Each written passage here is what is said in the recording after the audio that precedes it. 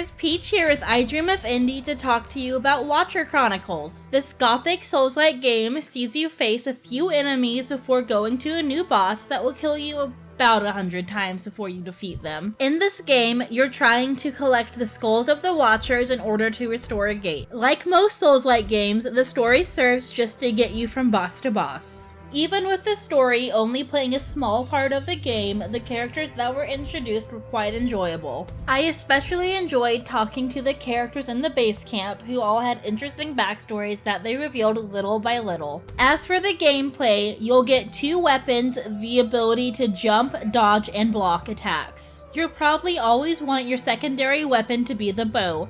You can use the bow to attack enemies that are off screen and weaken them before you go at them full force. I want to be completely honest here and admit that I used this about 1,000,000 times in my playthrough. If you dodge an attack at the exact right moment, the game will go into slow motion for a second in an effect that made me feel so cool. Since this game is a Souls-like, combat is so important. No one wants to face the same boss 1,000,000 times if the combat doesn't feel fun.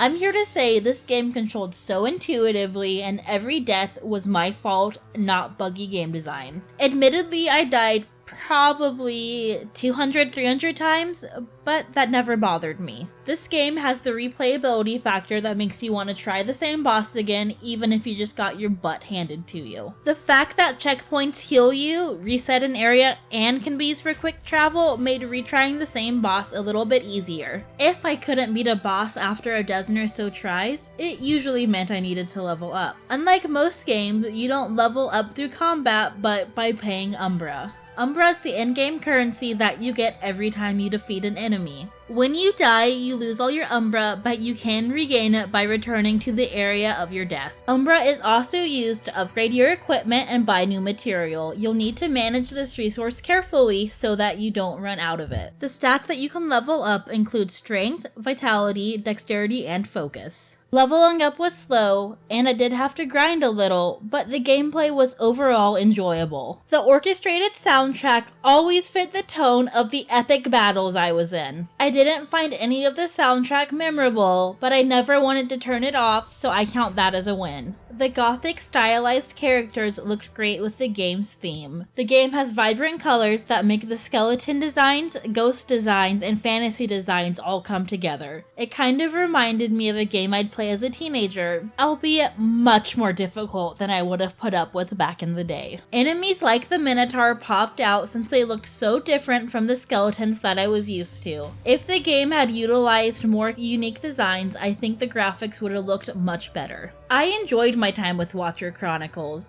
I don't think this game is going to change your mind on the genre, but if like me you love a good Souls-like, I recommend checking it out.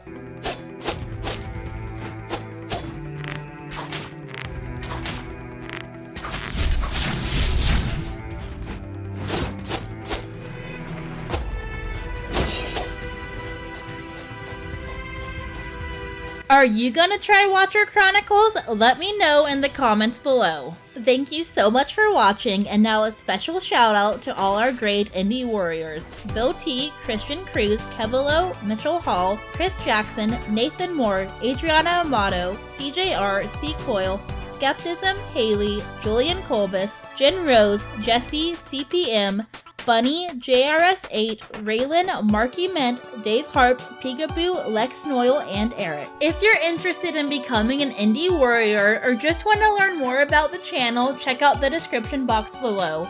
Thanks again for watching and have a great day!